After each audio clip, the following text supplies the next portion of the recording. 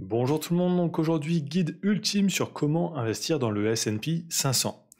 Donc dans cette vidéo vous allez voir ensemble qu'est-ce que c'est le S&P 500, comment ça fonctionne et surtout comment investir dedans. Donc on va voir ensemble comment investir dedans via des ETF. Donc je vais vous donner une liste d'ETF qui sont plutôt bons pour ça. Et je vais vous faire voir aussi comment éviter de payer des taxes supplémentaires sur ces ETF. Donc restez bien jusqu'à la fin pour ne pas manquer ces informations. Donc c'est parti. Donc, guide ultime pour investir dans le S&P 500.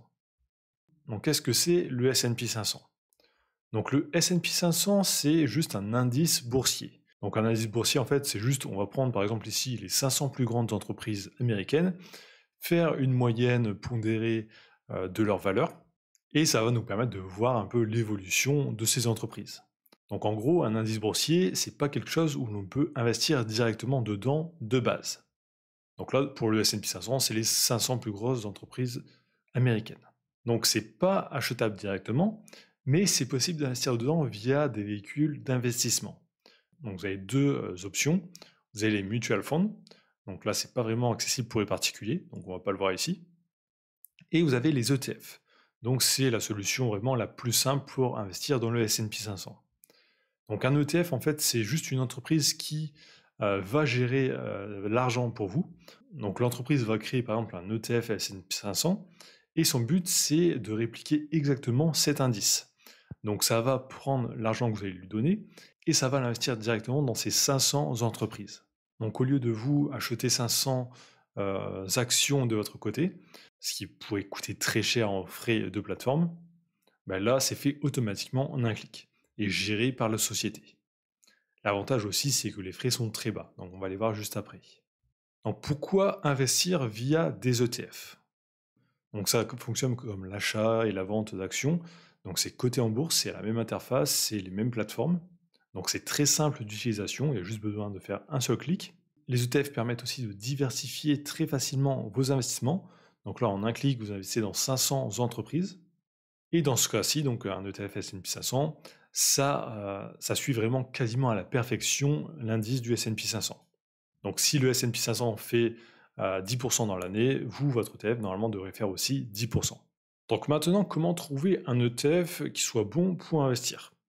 Donc moi, personnellement, j'utilise justetf.com, donc c'est un site gratuit qui permet de comparer les ETF entre eux. Donc ici, j'ai mis le S&P comme indice, et ici, j'ai mis le domicile du fonds, donc Irlande.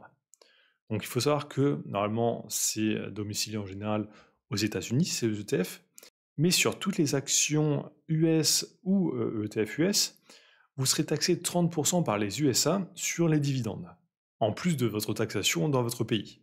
Donc c'est pas vraiment avantageux d'investir directement dans une action US ou un ETF. Mais par contre, si l'ETF est domicilié par exemple en Irlande, là les frais sont plus bas. Ils sont à 15%. Donc 15% sur les dividendes au lieu de 30%. C'est pour ça, si vous n'êtes pas résident américain, vraiment, prenez un ETF plutôt en Irlande pour éviter ces frais. Donc là, j'ai classement, donc c'est classé en fonction de la taille. Donc on peut voir les frais de l'ETF sont ici, donc les frais vont de 0,03 à 0,07 dans le top ici. Donc je vous mettrai le lien de cette page juste dans la description. Donc tous ces ETF donc, dans le top 10 ici sont excellents.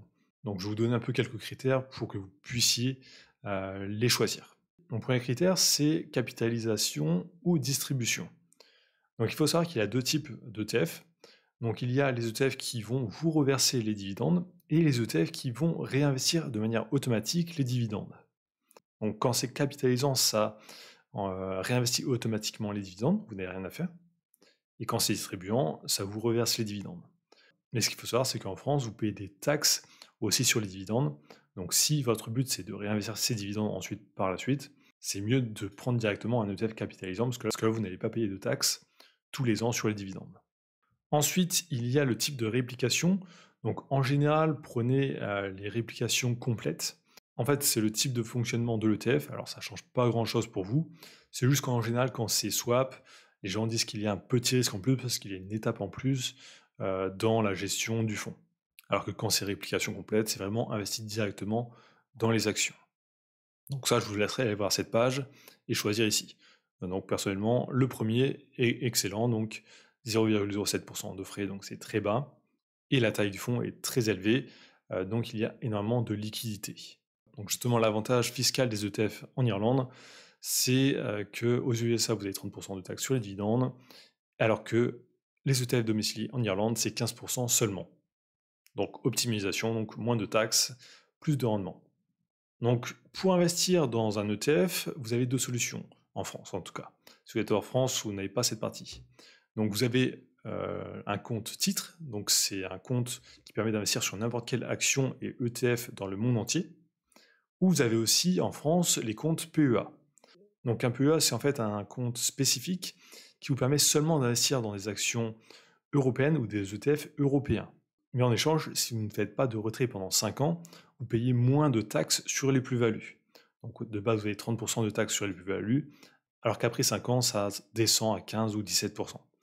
Donc ça peut être aussi une bonne solution pour investir dans le S&P 500 si vous êtes en France. Donc avec le PEA, impossible d'investir directement dans des actions américaines. Donc il y a des solutions, par exemple le Lyxor PEA S&P 500 qui permet d'investir dans cet ETF. Et les frais sont très réduits, donc 0,15%. Et donc aussi sur ce site, donc juste ETF, si vous le souhaitez, pour voir les ETF éligibles PEA, vous avez ici éligible au PEA, vous cliquez dessus, vous enlevez aussi Irlande, parce que là, il n'y a pas vraiment besoin, et vous avez une liste d'ETF ici, éligibles au PEA. Donc là, il n'y a que 13 ETF éligibles PEA, donc prenez ici dans les premiers du classement. Donc maintenant, comment acheter un ETF S&P 500 ? Première chose qu'il va falloir faire, c'est choisir un courtier.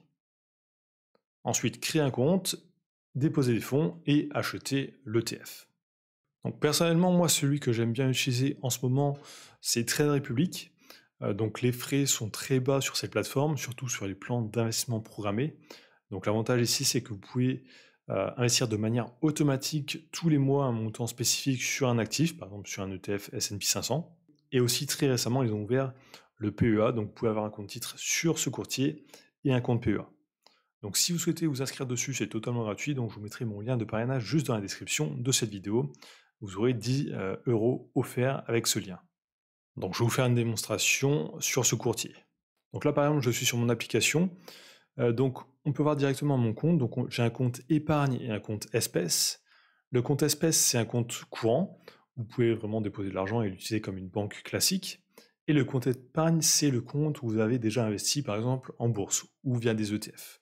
Donc il faudra déjà déposer de l'argent dans votre compte espèces avec un virement bancaire classique. Et ensuite, vous pourrez ici choisir votre ETF. Donc vous pourrez faire investir. Ici, vous pouvez descendre et aller dans ETF si vous voulez choisir dans des catégories. Ou vous pouvez aussi taper directement le nom ou le code de l'ETF ici. Par exemple, ici, je vais mettre le code de l'ETF. Il s'affiche directement ici. Je peux cliquer dessus. Là, il me dit que le marché est fermé. Donc il faut savoir que la bourse a des horaires d'ouverture. Donc il faudrait que je revienne dans quelques heures ici pour que le marché soit ouvert et que je puisse acheter directement.